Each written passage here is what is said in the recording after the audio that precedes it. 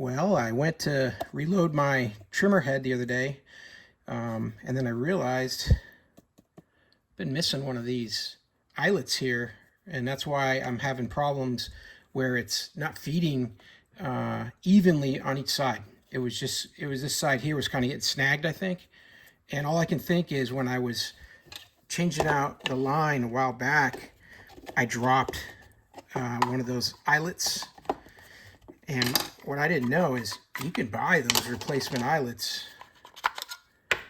really cheap. So you see how this thing fits right in here? It just sits down in there in that seat.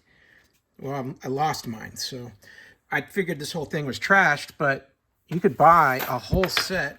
I had no idea. This has got a whole bunch of them in here, and they're the same aluminum pieces that go in this Stihl trimmer head. And I'm sure these work with other ones as well. And all you got to do is just slide that down in there like this. Tap it into place. And that's it. You're good to go. And back in business. Had no idea they sell weird replacement parts like that, because I guess they come out more than you notice. So hey, hope this was helpful to learn a little bit more about this set of all these replacement eyelets for your string trimmer head. Hope that helps.